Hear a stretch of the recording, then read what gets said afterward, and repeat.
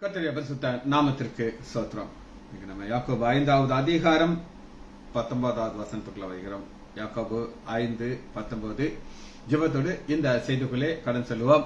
திருப்பாதம் நாம்பி வந்தேன், கிருபை நிறை இயேசுவே, தமதான்பை கண்டடைந்தேன், தேவா சமூகத்திலே தமதான்பை கண்டடைந்தேன், தேவா சமூகத்திலே இலை பாறுதல் தரும் தேவா, கலை தோரை தேற்றிடுமே, இலை பாறுதல் தரும் தேவா, கலை தோரை தேற்றிடுமே, சிலுவை நிழல் எந்த தஞ்சம், சுகமாய் அங்கு தாங்கிடுவேன், சிலுவை நிழல் எந்த தஞ்சம், சுகமாய் அங்கு தாங்கிடுவேன், திரு பாதம் நாம்பி வந்தேன், கிருபை நிறை இயேசுவே,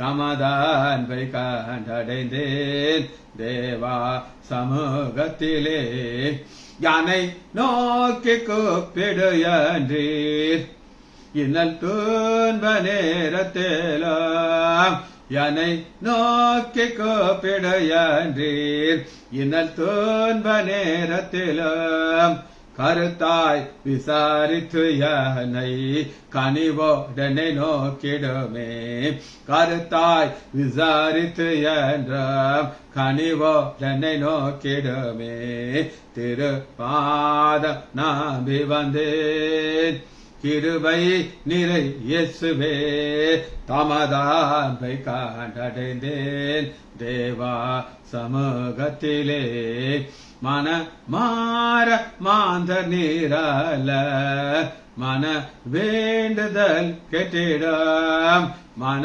மாற மாந்தர் நீரால மன வேண்டுதல் கெட்டிடம், எனதோலம் ஊற்றி ஜெபித்தே இயேசுவே உமையாண்டிடுவேன், எனதோலம் ஊற்றி ஜெபித்தே இயேசுவே உமையாண்டிடுவேன், யானை கைவிடாதிரும் நாதா, என நேர்ந்த நேரிடே நாம், என்னை கைவிடாதிரும் நாதா, என நேர்ந்த நேரிட நாம், உமக்காக யாவும் சகிப்பேன், உமது பலன் ஈந்திடுமே, உமக்காக யாவும் சகிப்பேன், உமது பலன் ஈந்திடுமே. இயேசுவின் நாமத்தினாலே ஜெபங்கள் பிதாவே, ஆமென். கர்த்தருடைய பரிசுத்த நாமத்திற்கு ஸ்தோத்திரம். Nagaratnam Ammal praise Lord, doctor Marigani praise Lord, Daniel Rajesh praise Lord, Kavitha sister praise Lord. இன்னைக்கு யாக்கோபுக்குள்ள முடிக்க போகிறோம். இந்த 2 வசனமும் ஒரே சப்ஜெக்ட், அதனால நான் தனித்தனியா தான் பார்க்க போறோம். வாசிப்போம். 5வது அதிகாரம் 19வது வசனம். சகோதரரே முடிக்க போறாரு. அன்பு சகோதரரே, பிரியமான சகோதரன் சொல்ல மாட்டேங்க, சகோதரரே, உங்களிலே ஒருவன் சத்தியத்தை விட்டு விலகி மோசம் போகும் பொழுது மற்றொருவன் அவனை திருப்பினார். இப்ப இதான் நம்ம சப்ஜெக்ட். இப்ப யார் விலகி போகிறார்கள்? பணக்காரர்கள், ஐஸ்வர்யவான்கள் விலகி போகிறார்கள். அவர்களை குறித்து பயங்கரமான பாரம் இருக்கு. இது இவருடைய ஆடுகள், இவர் பெற்ற பிள்ளைகள், இவருடைய ஆத்துமானால கிடைத்த பலன். இவங்க நரகத்துக்கு போறது பிடிக்காது. இருதயம் வேதனைப்படுகிறது. இருதயம் வேதனைப்பட்டு என்ன சொல்லுகிறார் அப்படின்னு கேட்டீங்கன்னா, ஒருவன் சத்தியத்தை விட்டு விலகி மோசமும் போகும்போது அவனை திருப்பணும். திருப்பதுனா என்ன அர்த்தம் சொல்லுங்க? போய் சத்தியத்தை சொல்லணும். சரி, இப்படி செய்யறவங்களுக்கு அவங்களுடைய வாழ்க்கைய வேதம் என்ன சொல்லுது அப்படின்னு கேட்டீங்கன்னா, இவங்களுடைய வாழ்க்கை என்ன ஆகும், எப்படி ஆக போகுது அப்படின்னு கேட்டீங்கன்னா, முதல்ல வசனம் எடுத்துக்கணும். சங்கீதம் 119வது அதிகாரம்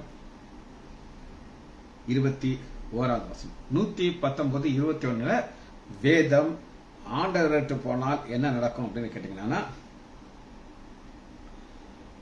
உமது கற்பனைகளை விட்டு வழி விலகி சபிக்கப்பட்ட அகங்காரிகளை, சபிக்கப்பட்ட அகங்காரி. ஏன் அகங்காரி அப்படின்னா, எனக்கு இந்த இயேசு வேண்டாம், நான் பழைய வாழ்க்கைக்கே போயிடுறேன், எனக்கு அதுதான் வேணும். அவங்களுக்குள்ள சாபம் வந்தது. இந்த சாபத்தை ஆண்டவர் தன்மையில ஏற்றுக்கொண்டார், சிலுவையில மறிக்கிறார். ஆனா விட்டுட்டு போனார்னா அந்த சாபம் அவங்க மேல டபுளா வரும். அது முதல் குறிப்பு. இரண்டாவது, அதே 119வது அதிகாரத்துல 118வது வசனத்தை வாசிப்போம். 118 118 119ல 118 உமது பிரமாணத்தை விட்டு வழி விலகிற யாவரையும் மிதித்து போடுகிறீர். மிதித்து போடுறது என்னங்க? ஆண்டவர் சாத்தான சிலுவையில மிதிச்சார். மிதிச்சு மரணத்தை ஜெயித்து நமக்கு ஒரு ரட்சிப்பை கொடுத்தார். அது வெளியேற பெற்ற ரட்சிப்பு. அந்த ரட்சிப்பு எங்களுக்கு வேண்டாம் அப்படின்னு சொல்லும் பொழுது ஆண்டவர் அவங்களை மிதிக்கிறார். நான் சொல்லல, வேதம் சொல்லுது. சரி, இவங்க ஏன் விலகி போகிறார்கள் அப்படின்னு நீங்க கேட்டீங்கன்னா அதற்கு காரணத்தை நம்ம ஏன் இவர்கள் விலகி போகிறார்கள்? ஆண்டவர் பிடிக்குமா? எஸ், பிடிக்கும், சந்தேகமே இல்லை. சங்கீதம் நீதிமொழிகள் 19வது அதிகாரம் 27வது வசனம். மகனே, சகோதரன்னு சொல்லி யாக்கோபு சொல்றாரு, இங்க மகனே,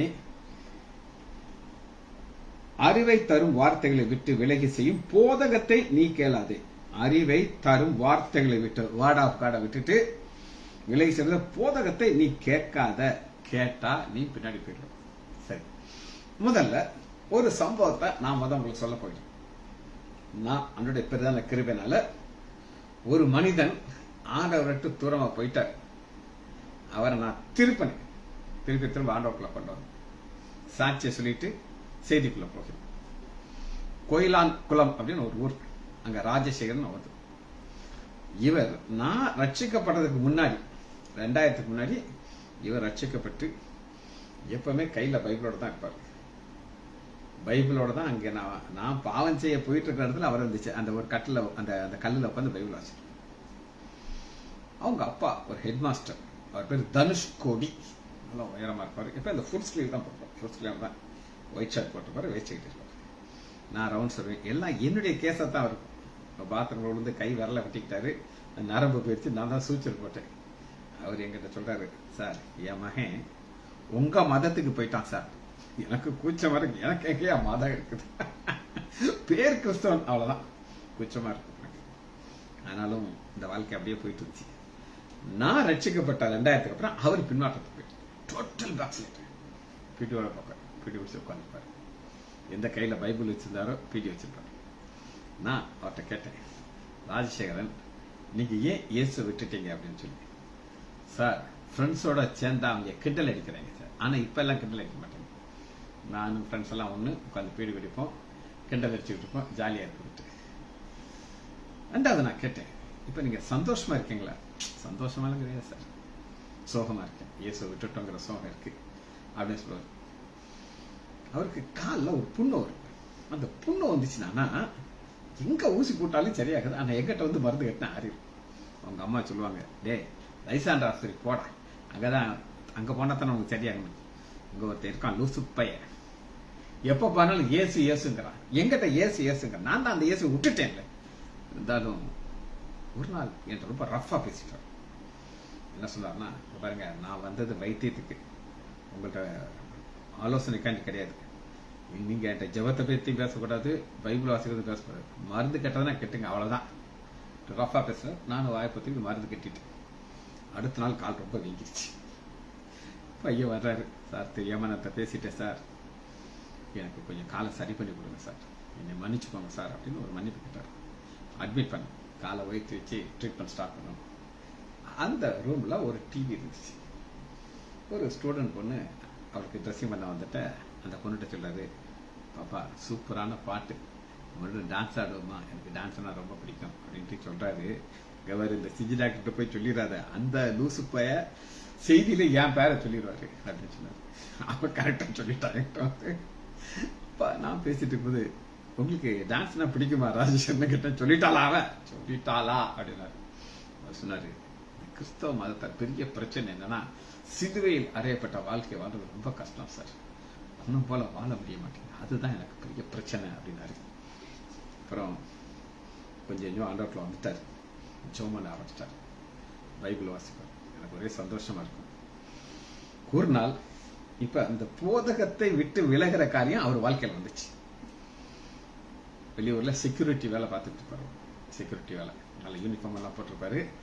அவர் ஒரு நாள் என் போன்ல சொல்றாரு, சார் என்னைய பார்க்க யெகோவா சாட்சி அப்படின்னு கொஞ்சம் மக்கள் வந்தாங்க, எங்க ரொம்ப அன்பா இருந்தாங்க, நிறைய புக்ஸ் எல்லாம் கொடுத்தாங்க, நீங்க எங்க ஆலயத்துக்கு வரணும் அப்படின்னு சொன்னாங்க. நான் போகலாமா, நீங்க சொல்லுங்க பாஸ்டர் அப்படின்னாரு.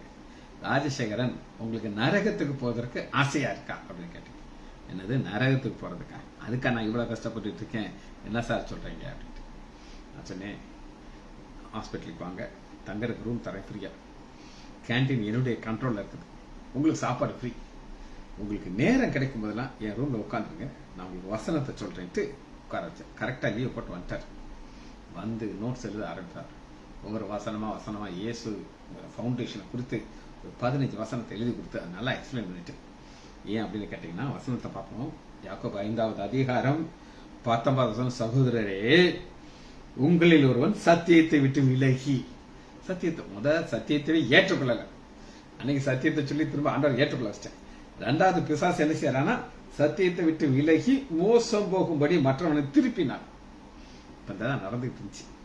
அவட்ட தெளிவா சொன்னேன், இங்க ஒவ்வொரு வசனத்தை எக்ஸ்பிளைன் பண்ண. இங்க இருப்ப அல்லி எக்விப்ட் வசனத்தோடு போறாரு, திரும்ப ஊருக்கு போறாரு. அந்த மக்கள் வந்தாங்க, ஒரு 10 பேர் வந்தாங்க.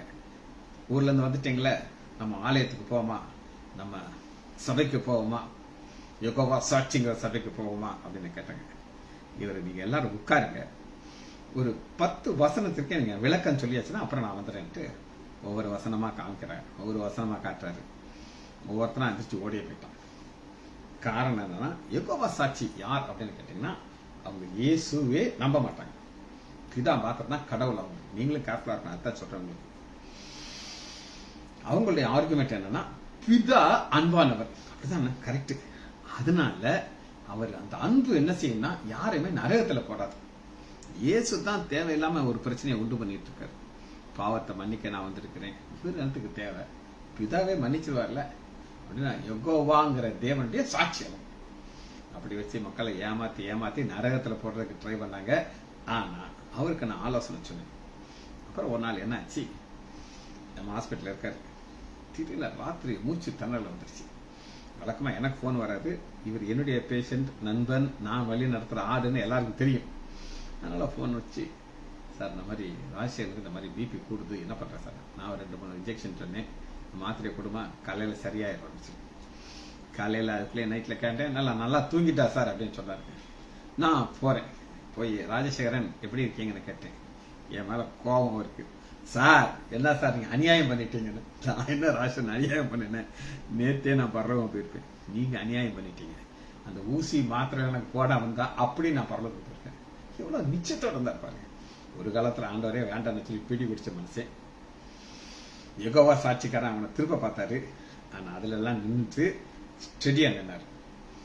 டிஸ்சார்ஜ் ஆகி வீட்டுக்கு போயிட்டாரு. திரும்ப அவங்க ஊர்ல வேலைக்கு போயிருந்தாரு. அப்புறம் அவங்க பையன் போன் பண்ணி சொல்றான், எங்க அப்பா மறிச்சிட்டார் சார், ஆனா ஆண்டவரோட கூட இருந்து மறிச்சார் சார், எங்களுக்கெல்லாம் நிச்சயம் எங்க அப்பா நாங்க பார்ப்போம்னு சொல்லி. இத நான் வாழ்க்கையில சாட்சியா சொல்றதுக்கு காரணம்னா வசனம் அப்படி இருக்குது. யாக்கோபு 5வது அதிகாரம் 19வது வசனம், சகோதரி உங்களில் ஒருவன் சத்தியத்தை விட்டு விலகி. ஏன் சத்தியத்தை விட்டு விலகிறான் அப்படின்றதுனா போதனை, டீச்சிங் அப்படின்னு நான் உங்களுக்கு சொன்னேன். சரி, இன்னொரு வசனத்தை நம்ம பார்ப்போம். ஏசாயா 3வது அதிகாரம் 12வது வசனம். ஏசாயா 3:12, பிள்ளைகள் என் ஜனங்களை ஒடுக்குகிறார்கள். இதான் நடக்குது. சபையில பணக்காரங்க இருக்காங்க, ஆண்டவர்களை ஒடுக்கிறார்கள். ஸ்திரீகள் அவர்களை ஆளுகிறார்கள். ஸ்திரீகள் யார் சொல்லுங்க? ஒரு பெண் ஆளுகை செய்யறான், அவ அதுல பவர்ல இருப்பா. அது பாஸ்டர் ஒய்ஃபா இருக்கலாம், செக்ரட்டரி ஒய்ஃபா இருக்கலாம், எப்படினாலும் இருக்கலாம். என் ஜனமே, உன்னை நடத்துகிறவர்கள் உன்னை மோசம் போக்கி நீ நடக்க வேண்டிய வேலையை அழித்து போடுகிறார்கள். அதனால ஆண்டவர் அவர்களை எப்படி, இது காரணம் பெருமை. 16வது வசனம் பாருங்க. சபையில அந்த பணக்காரர்களை அப்படி ஒரு பிக்சர் போட்டு காட்டுறோம். எனக்கு இதை விட ஒரு பெரிய ஒரு உதாரணத்தை காட்ட முடியாது.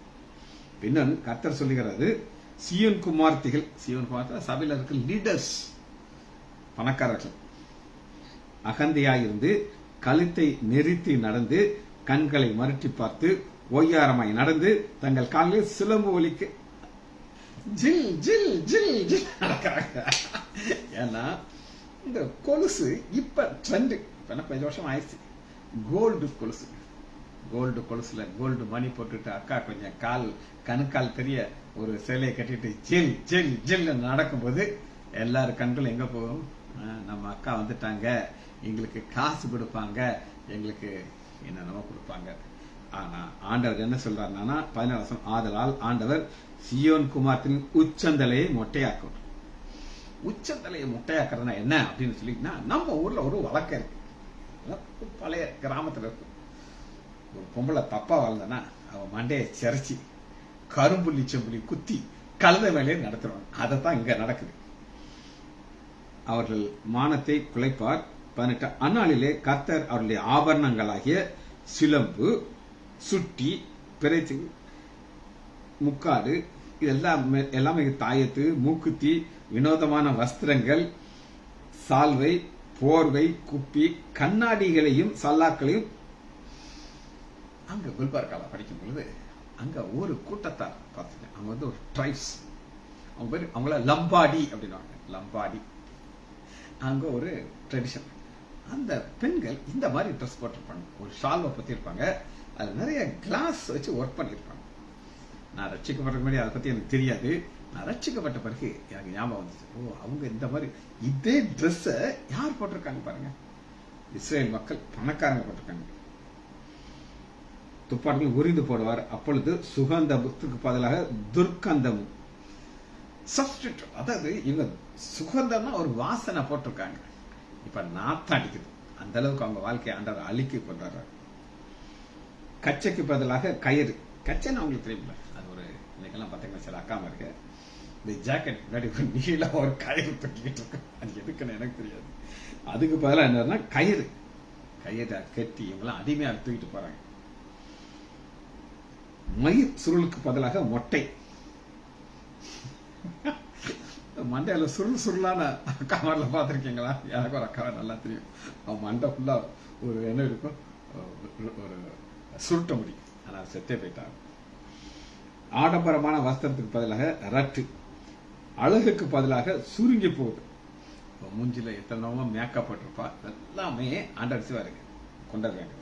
கடைசியில பாத்தீங்கன்னா 26, அவளுடைய வாசல்கள் துக்கிப்பும் புலம்பலும், அவள் எளிமையான தலையிலே உட்கார்வாள்.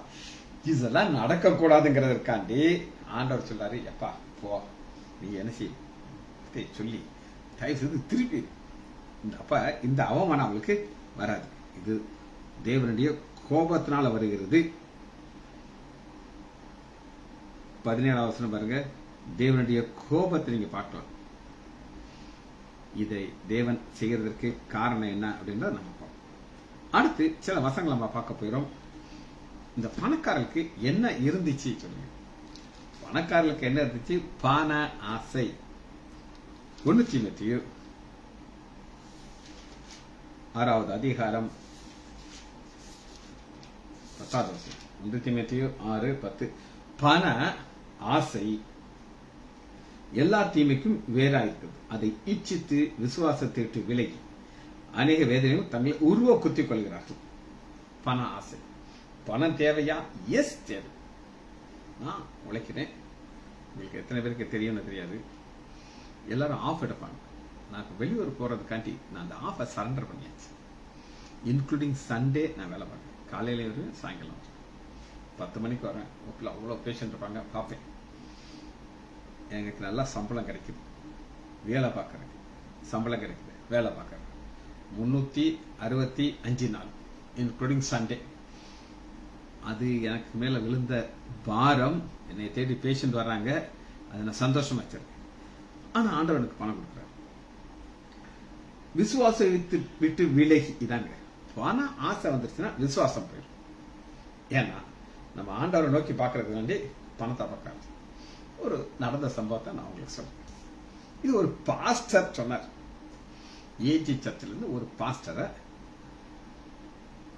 ஒரு சிங்கப்பூர்ல ஒரு டெபுட்டி இருக்காங்க. சிங்கப்பூர்ல போய் நீ 6 மாசம் 1 வருஷம் ஒரு சபையில நீ செய்தி கொடுக்கணும்னு அனுப்பியிருக்காங்க. இவர் கெட்ட நேரம் நடந்து போய்கிட்டு இருக்கும்போது அங்க ஒரு தூசி குப்பை வரக்கூடாது. அந்த அளவுக்கு அது நீட்டா இருக்கும். இவர் முன்னாடி ஒரு பேப்பர் பறந்து வருது. அது 10,000 வெள்ளிங்கிறதுக்கு ஈக்குவலான ஒரு காசு, ஒரு பேப்பர் ரூபா பறந்து வந்து அவர் கீழே விழுந்துச்சு. அப்படியே குனிஞ்சு பார்த்தாரு, இங்க பார்த்தாரு, அங்க பார்த்தாரு, மேலையும் பார்த்தாரு. மேல இருந்து ஒரு ஆண்டர் கொடுத்தாருன்ட்டு யாருமே இல்லையா, எடுத்து பாக்கெட் வச்சுக்கிட்டாரு. ஆனா அன்னையில இருந்து அவர் தலை குனிஞ்சே நடந்தாராம். ஏன் தலை குனிஞ்சு நடந்தாருன்னா, எனக்கு 10,000 வெள்ளி அப்படியே ரோட்ல கிடந்துச்சு, இன்னொரு 10,000 கிடைக்குமான்னு குனிஞ்சே நடந்தாராம். அவர் கடைசி வர அந்த ஊரை விட்டு போற வர தலையை நிமிரவே இல்லை. காரணம் பரண ஆசை, விசுவாசம் அவரை விட்டு போயிடுச்சு. அதனால அதுல இருந்து நம்ம என்ன செய்யணும், வெளியே வரணும். அடுத்து 2 தீமோத்தேயு 2வது அதிகாரம் 18. 2 தீமோத்தேயு 2:18. அவர்கள் சத்தியத்தை விட்டு விலகி, சத்தியத்தை விட்டு விலகின உடனே ஃபர்ஸ்ட் பிரச்சனை எங்க வருது அப்படின்னு நீங்க கேட்டீங்கன்னா, உயிர்த்தெழுதல் நடந்தாயிற்று என்று சொல்லி அவர்கள் விசுவாசத்தை கவிழ்த்து போடுகிறார். என்னங்க இது? ஒரு கூட்டத்தார் இந்த சபைக்குள்ள வர்றாங்க, சொல்றாங்க, ஐயா உங்களுக்கு தெரியாதா, உயிர்த்தெழுதல் நடந்துருச்சு, சபை பரலோகம் போயிருச்சு, இப்ப இருக்கிறது அந்தி கிறிஸ்துவின் ஆள்கை, அதனால உங்களுக்கு இவ்வளவு பிரச்சனை வருது, இவ்வளவு வேதனை வருது சொல்லி அவங்க வந்து மனசை குழப்பி போடுவாங்க. அதனாலதான் பவுல் ஃபுல்லா எக்ஸ்பிளைன் பண்ணும்போது, உயிர்த்தெழுதல் இன்னும் நடக்கலப்பா, அது இனிமேல நடக்கணும், அது நடக்கிறதுக்கு முன்னாடி அந்தி கிறிஸ்து பரிசுத்தாவினர் இங்க இருந்து போகணும், அப்பதான் அந்தி கிறிஸ்துவால உள்ள வர முடியும் எக்ஸ்பிளைன் பண்றாங்க. அப்ப பிரச்சனை என்னன்னா, சத்தியத்திட்டு விலகினோம்னா உயிர்த்தெழுதல் முடிஞ்சிருச்சுவாங்க. அதான் நம்முடைய ஃபவுண்டேஷன். உயிர்த்தெழுதல் முடிஞ்சிருச்சுன்னா நம்ம வாழ்க்கை முடிஞ்சு போச்சு, அதுக்கப்புறம் எதுவுமே கிடையாது. சரி, பேதுரு என்ன சொல்கிறார் பாப்போமா? 2 பேதுரு எடுத்துக்கொள்வோம். 3வது அதிகாரம் 17. 2 பேதுரு 3:17. ஆதலால் பிரியமானவர்களே, இவைகளை முன்னமே நீங்கள் அறிந்திருக்கிறபடினாலே அக்கிரமக்காரனுடைய வஞ்சகத்தினாலே நீங்கள் இழுப்புண்டு. அக்கிரமக்காரன் யார் சொல்லுங்க? பலர் இருக்காங்க, அந்தி கிறிஸ்து இருக்காங்க, இழுத்துருவாங்க, இழுத்தவங்களை கொண்டு போயிருவாங்க. வஞ்சகத்திலே நீங்கள் இழுப்புண்டு உறுதியாக விலகி போகாதபடி எச்சரிக்கையா இருந்து, எல்லாத்துக்கும் தேவை ஒன்னே ஒண்ணுங்கிறாரு பேதுரு, நம்முடைய கர்த்தரும் இரட்சகருமாகிய இயேசு கிறிஸ்துவின் கிருபையினாலே அவரை அறிகிற அறிவினாலே வளருங்கள். ஒண்ணு கிருபை, வளர்ச்சி. நான் உங்களுக்கு ஒரு செய்தி நான் சொல்லிட்டு இருக்கேன், பல செய்தி சொல்லியிருக்கேன், என்னத்தை நான் சொல்றது உங்களுக்கு அது என்ன அப்படின்னு கேட்டீங்கன்னா, கட் ஷார்ட் அப்படிங்கிற ஒரு செய்தியை சொல்லிட்டு இருக்கேன். எனக்கு அந்த வசனத்தை தியானிச்சு, இது ஒரு பாஸ்டருடைய செய்தி, அதை நான் உங்களுக்கு, அவர் வந்து ஒரு 1 ஹவர்ல எல்லாத்தையும் சொல்லி முடிச்சிட்டாரு. நான் அதுல ஒரு போர்ஷன் எடுத்து அதை விளக்கமா நான் சொல்றேன். ஆபிரகாம் தாமஸ், நீங்க வேணா நெட்ல போய் பார்க்கலாம், pastor Abraham Thomas. Cut short செய்தியில உங்களுக்கு நான் ஒன்னு சொன்னேன் நேற்று. அது என்ன அப்படின்னு கேட்டீங்கன்னா, ஆரோனுடைய கோல். அந்த ஆரோனுடைய கோலை வச்ச உடனே ஓவர் நைட் ஒரு ஒரு கட் பண்ண ஒரு மரக்கட்டை அதை வச்சு தண்ணி ஊத்தி அது வளர்ந்து மரமா மாறி பூ பூத்து காய் காய்க்கணும். ஆனா ஆண்டவர் ஷார்ட்கட்ல நைட்லே வாதமா கொட்டாய் பண்ணிட்டார். எதற்காக அப்படின்னு கேட்டீங்கன்னா, ஆரோனை உயர்த்தணும். உங்களை உயர்த்துறதுக்கு ஆண்டவர் என்ன செய்யறாருன்னா ஒரு பாதை வச்சிருக்கிறார். ஆரோனை உயர்த்துறதுக்கு வேற பாதை, உங்களையும் என்னையும் உயர்த்துறதுக்கு வேற பாதை. 2000 ரட்சிக்கப்பட்டேன், 2024 வரை ஆண்டவரை கைவிட்டது. காரணம் என்ன அப்படின்னு கேட்டீங்கன்னா, கிருபை. கிருபை அடுத்து பாருங்க, நம்முடைய கர்த்தரும் இரட்சகருமாகிய இயேசு கிறிஸ்துவின் கிருபை அவரை அறிகிற அறிவு வழங்கு. அது நாங்க அறிகிற அறிவு, அது என்ன அப்படின்னு கேட்டீங்கன்னா 13 2 பேதுரு 3:13 புதிய வானமும் புதிய பூமியும் வர காத்திருக்கோம். இப்போ ஒரு கூட்டத்தை நம்ம எல்லாம் காத்துட்டு இருக்கோம். ஆனா திடீர்னு ஒரு கூட்டம் வர்றாங்க, நம்மளை அப்படியே இழுத்து கொண்டு போய் ஆண்டவர்கிட்ட தூரமா போய் ஒரு அந்தி கிறிஸ்து கையில விட்டுட்டான். நம்மளும் அவனை நம்பி போயிட்டோம். நமக்கு என்ன போயிடும்? புதிய வானம் புதிய பூமிங்கிற ஒரு ஆசிரியர் நம்மளை விட்டு போயிடும். அதற்கு தான் அந்த அறிவுல வளரும். இன்னைக்கு நம்முடைய ஆண்டவராக இயேசு கிறிஸ்து மாத்திரம்தான் ஒரு ரட்சகர், அது யாருமே ரட்சகர் கிடையாது. சரி, அடுத்து யூதா எடுத்துக்கொள்வோம். வெளிப்படுத்துவதற்கு முன்னாடி இருக்கு யூதா. ஒரே அதிகாரம் 11வது வசனத்தை நான் வாசிக்கிறேன். இவர்களுக்கு ஐயோ ஐயோ, நான் சாப்பம் ஆட்ட நம்மள ஒரு நான் ஒரு செய்தி பண்ணேன் நேற்று செய்தியில் ஒரு மலைக்கு அப்புறம் என்னெல்லாம் ஆசீர்வாதத்தை ஆண்டவர் நமக்கு கொடுக்குறான்னு நம்ம ஒவ்வொன்றா தனித்தனியாக பிரித்து பார்த்தோம். அத்தனையும் போயிடும். அதனால ஐயோ, இவர்கள் காயினுடைய வழியிலே நடந்து, காயின் யாருங்க? ஆபேல் காயின். காயின் ராஜேஷ் உயர்த்தது வேற பாதை. இன்னைக்கு அவர் வீட்டுக்கு நீங்க எல்லாம் போனா தான், எத்தனை பேர் போனீங்கன்னு எனக்கு தெரியாது, போனா தான் தெரியும் ஆண்டவர் எப்படி உயர்த்தி அவருக்குன்னு ஒரு ஆசீர்வாதம். அது அந்த பாதையில போனா தான் கிடையாது. காயின், ஆபேல் காயின். ஆபேல் பலி செலுத்த வர்றாரு, காயினும் பலி செலுத்த வருகிறார். ஆனா ஆண்டவர் காயினுடைய பலியை ஏற்றுக்கொள்ளார், ஆபேல் ஏற்றுக்கொள்கிறார். இவன் என்ன செய்திருக்கணும் அப்படின்னு கேட்டீங்கன்னா, அண்ணே ஏன்னே உங்க பலியை மட்டும் ஏன் ஏத்துக்கிறல கேட்டுக்கணும். அவர் சொல்லிப்பாரு, எப்பா நீ ரத்தம் பலி செலுத்தலப்பா. நம்ம ஆதாம் தாத்தாட்ட போய் கேட்டா, அப்பாட்ட கேட்டா, ஆதாம் என்ன சொல்றாரு சொல்லுங்க? நாங்க பாவம் செய்தோம், எங்களுக்கு ஒரு பலி, ஒரு மிருகம் பலியாச்சு, அந்த தோல் எடுத்து தான் எங்களை அங்க கவர் பண்ணாங்க. நீங்க கூட பாரு, நம்ம தோலோட தான் பட்டோம். விளக்கம் சொல்லியிருப்பாரு, ஆனா கேட்க மாட்டாரு. காய்ந்த வழியில நடந்து பீலியாம் கூலிக்காக வஞ்சயத்தில் விரைந்தது ஒரு கேரா எதிர்த்து பேசின பாவத்துக்குள்ளே கெட்டு போனார்கள். இவங்கெல்லாம் கெட்டு போனார்கள். கெட்டு போனனால என்ன நடக்குதுன்னா, இவர்கள் உங்கள் அன்பின் விருந்திலே கரையாயிருந்து. ஆண்பின் விருந்து, அன்பின் விருந்து என்ன சொல்ல பார்ப்போம். ஆண்டவர் உங்களுக்காக ஒரு ஆசை, அது அன்பின் விருந்து. விருந்துனாங்க ஹாப்பினஸ். பயமின்றி விருந்து ஒன்று தங்களை தாங்களே மேய்ந்து கொள்கிறார்கள். இது எல்லாத்துக்கும் காரணம் என்ன? பாதை போயிடுது. அந்த பாதை போறதை குறித்து நம்ம ரொம்ப பர்டிகுலரா இருக்கும். சரி, இப்ப அடுத்த நான் உங்களுக்கு காட்ட போறேன். திருப்பும் பொழுது என்ன ஆசீர்வாதம், அதைத்தான் கடைசி வசனத்தில் இருக்குது. யாக்கோபு 5:20 தப்பி போன மார்க்கத்திலிருந்து ஒரு பாவியை திருப்புகிறவன் ஒரு ஆத்துமாவை மரணத்திலிருந்து ரட்சித்து திறனா பாவங்களையும் போடுவான். இது திருப்பனால கிடைக்கிற ஆசீர்வாதம். சரி, இன்னைக்கு சபையில போதகர்கள் எப்படி வாழ்றார்கள் நம்ம பார்க்கிறோம். போதகர்கள் எப்படி வாழ்கிறார்கள்? எசேக்கியேல்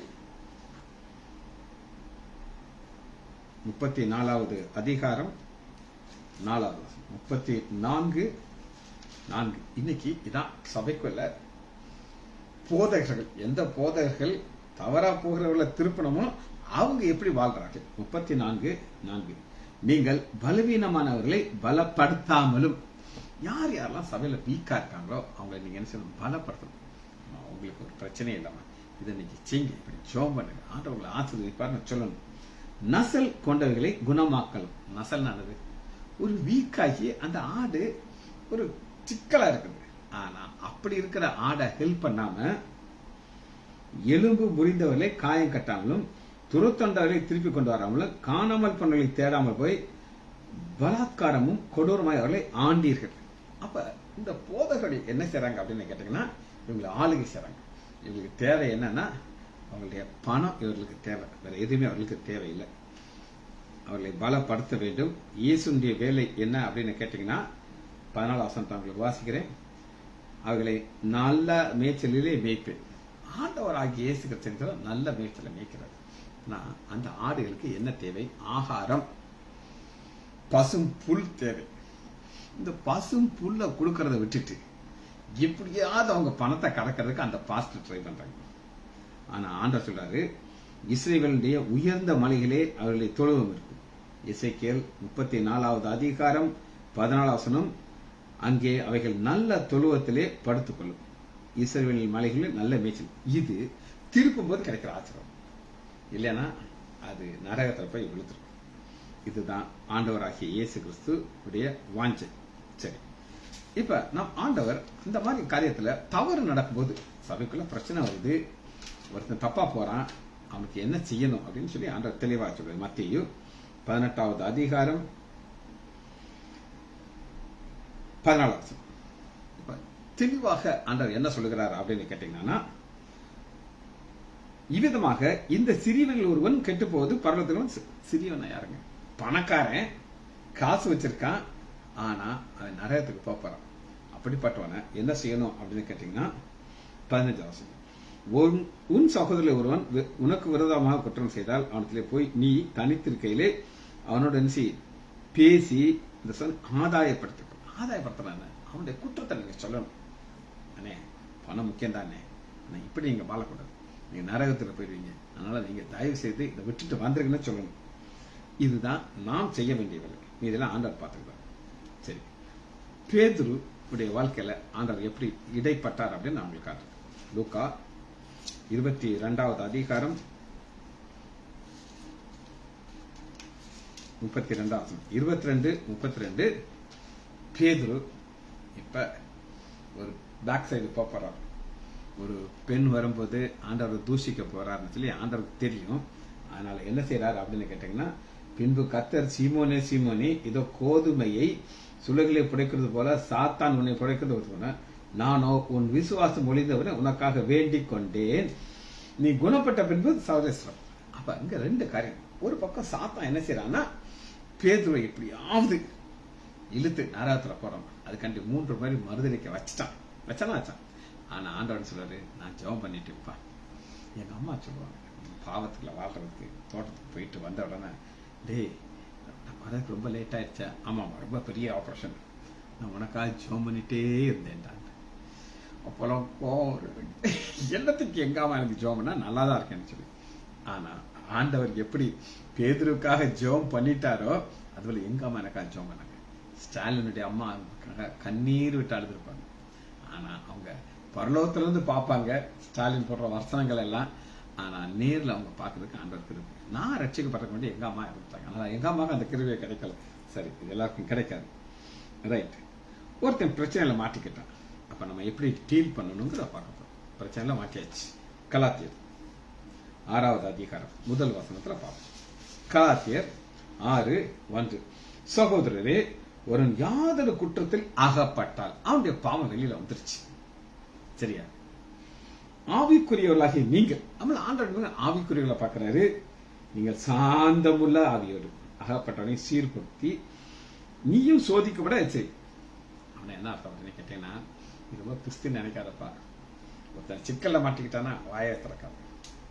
அதே கோயிலாங்கல் ஊர்ல ஒரு ஊழியக்காரர், நம்ம காலையில் 7 மணி பிரேயருக்கு வருவார். White pant white shirt போட்டிருப்பார்.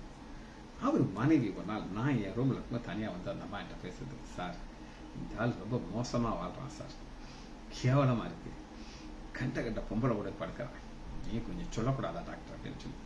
எனக்கு உடனே சுருணக்கோ இங்க வர மண்டை உச்சி மண்டை வர ஆயிடுச்சு. அந்த ஆளை பிடிச்சி விட்டுன்னு சொல்லி நான் விடணும்னு நினைச்சேன். ஆனா வசனம் சொல்லிச்சு, நீயும் சோதிக்கப்படாதபடி உன்னை கொடுத்து.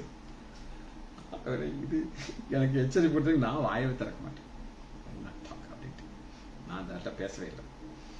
ஒரு நாள் அந்த அம்மா போய் அந்த ஆள்கிட்ட சொல்லி, டாக்டர்கிட்ட உன்னை போட்டு கொடுத்துட்டேன் அப்படின்னு சொல்லி அந்த ஆள் என்கிட்ட வந்து சொல்றாரு, எங்க வீட்டுக்காரமா எது சொன்னாங்களா?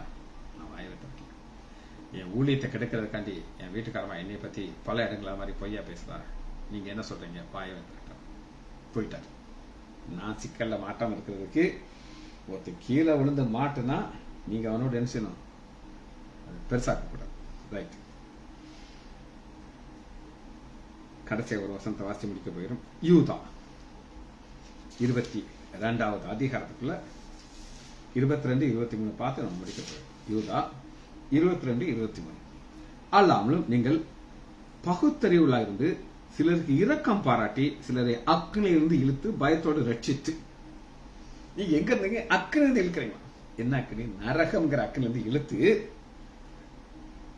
மாமிசத்தினாலே கரைபடாத வஸ்திரத்தை வெறுத்து தள்ளுங்க. இந்த வஸ்திரம் கிடையாது, ரட்சிப்பின் வஸ்திரம். அது கரைப்படக்கூடாது. கரைப்படாமல் இருந்து நீங்க சேர்ந்தா உங்களுக்கு ஆண்டவர் என்ன செய்வார்னா, 24 வலுவாதபடி உங்களை காக்கும். நீங்க அதை செய்யுங்க, ஆண்டவர் உங்களை என்ன செய்வார்? வலுவாதபடி காப்பார். தமது மகிமையுள்ள சன்னிதானத்திலே மிகுந்த மகிழ்ச்சியோடு உங்களை மாசத்துடன் நிறுத்த வல்லவராக்கும். இது அவர் செய்யணும்னா நம்ம என்ன செய்யணும்? யார் பாவத்துல சிக்கிறாங்களோ அதை பெருசாக்காம சீக்கிரட்டா பேசி அவங்களை சரி பண்ணலாம். ஜெபிச்சு முடிப்போமா? மகா இரக்கமும் கிருபையுமுள்ள பிதாவே, துதிக்கிறோம் ஐயா. நன்றி உள்ள இருதயத்தோடு உங்களுடைய திரு சமூகம் வருகிறோம் ஐயா. நல்லவரையா, எங்களை ரட்சித்தீரையா, உழவாதபடி எங்களை காக்கிறீரையா. இந்த மகிமையான சன்னிதானத்திலே எங்களை மாசற்றலாக கொண்டு போக நிறுத்த இது வல்லவராக இருக்கிறீர்கள். பிள்ளைகள் ஒவ்வொருவரையும் யான் ஆண்டவராகிய இயேசு கிறிஸ்துவின் நாமத்தினாலே ஆசீர்வதிக்கிறேன். இயேசுவின் நாமத்தினாலே ஜெபங்களை பிதாவே. ஆமேன், ஆமேன், ஆமேன்.